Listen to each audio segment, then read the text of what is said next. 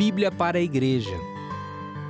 A Epístola de Efésios, com João Paulo Thomaz de Aquino.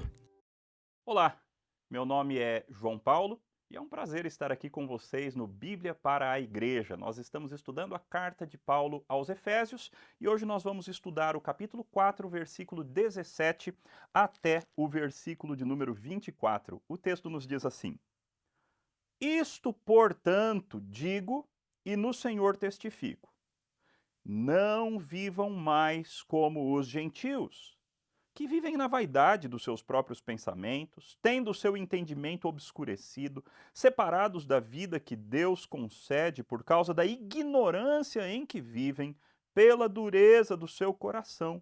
Tendo se tornado insensíveis, eles se entregaram à libertinagem para, de forma desenfreada, cometer todo tipo de impureza.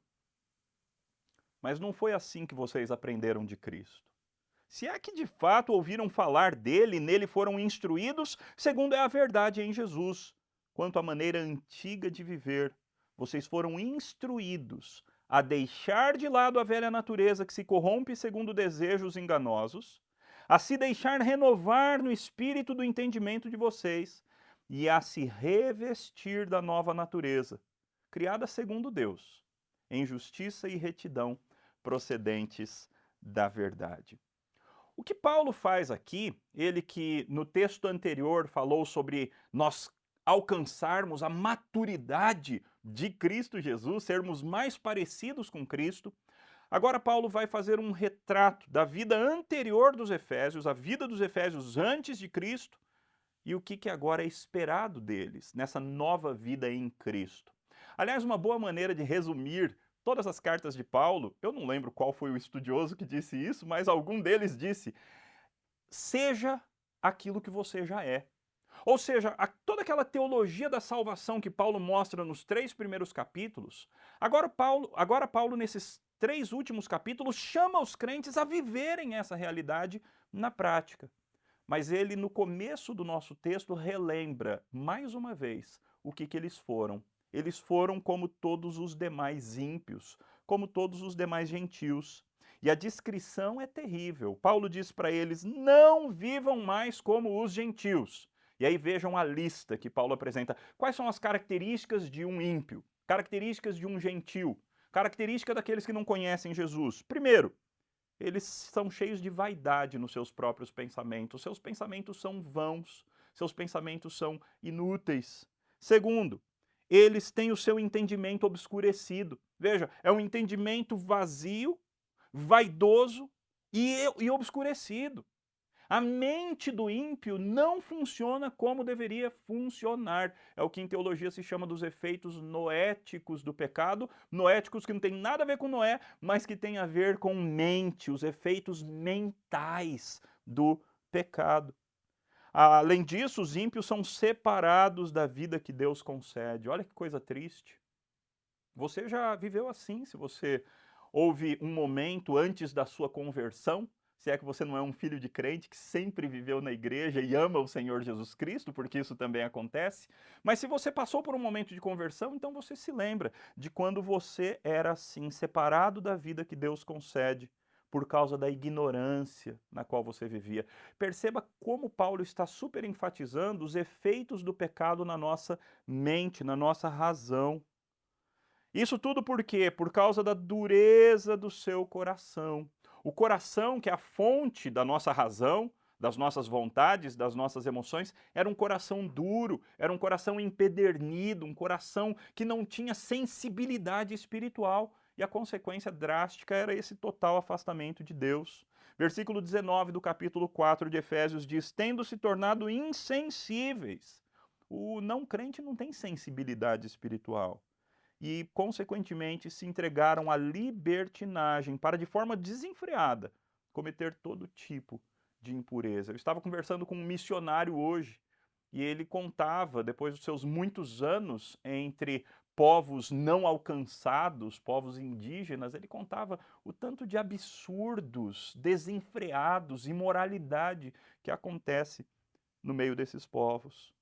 Agora então Paulo faz a transição, mas vocês não são assim. Versículo 20, mas não foi assim que vocês aprenderam Cristo. Na língua grega você não tem o de. Não foi assim que você aprendeu Cristo. Nós cristãos, nós tivemos o privilégio, o milagre de aprendermos Cristo. Cristo é o conteúdo principal. Cristo é a nossa bênção, Cristo é o objeto da nossa fé, Cristo em si. E nós aprendemos Cristo e devemos viver nele e nos tornar mais parecidos com ele. E Paulo diz: não foi assim que vocês aprenderam Cristo. Se é que vocês de fato ouviram falar dele, nele foram instruídos, segundo é a verdade em Jesus, quanto à maneira antiga de viver. Vocês foram instruídos a. Aqui é muito importante, porque esses três conceitos que se seguem são três conceitos que vão acompanhar Paulo quase até o final da carta. Paulo propõe um conceito tríplice para que nós cristãos vivamos a vida cristã. E esse conceito é deixar de lado a velha natureza ou desvestir-se da velha natureza. Nós crentes somos chamados a entrar nesse processo de nos desvestirmos, nos despirmos, arrancarmos de nós a velha natureza. Velha natureza esta que se corrompe segundo os desejos enganosos. E aí o que a gente faz? Nós somos chamados a nos renovar no espírito do nosso entendimento. Então, primeiro você se desveste da velha natureza. Depois você renova a sua maneira de pensar por meio da palavra. Você estuda a palavra, você lê a palavra, você em oração pede que o Espírito Santo te ilumine para que você compreenda a palavra. E então a sua mente passa a ser renovada, de glória em glória, pouco a pouco. Um estudo após outro estudo, um sermão após outro sermão.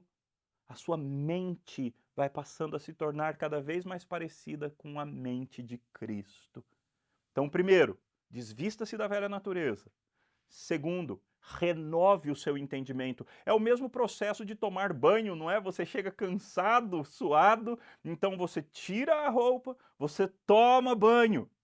E então, terceiro passo, você coloca uma nova natureza, coloca uma nova roupa. É exatamente para aí que Paulo vai. Vocês se deixem renovar no espírito do entendimento de vocês e a se revestir da nova natureza, criada segundo Deus, em justiça e retidão procedente da verdade. Qual é o passo a passo? O dia a dia do cristão, então, ele pode ser resumido nessas três atitudes. Desvestir-se da velha natureza, aquela natureza corrompida, com desejos pecaminosos, com pensamentos antagônicos a Deus. Você se renova no espírito do seu entendimento.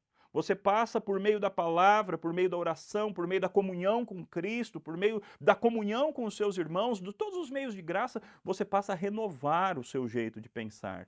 Então você se reveste da nova natureza. O que Paulo vai fazer até parte do capítulo 6 é aplicar isso em várias áreas da vida cristã. Como é que nós devemos nos desvestir, renovar e revestir de um novo jeito de ser e de viver. Esse é o convite para que você passe por esse processo, dia a dia. Peça a graça de Deus, que Ele te ajude a não viver desse jeito que Paulo descreveu nos versículos 17 a 19, do jeito que você vivia antes da sua conversão, mas que você se desvista de tudo aquilo, renove o seu entendimento pela palavra e se revista da natureza de Cristo Jesus.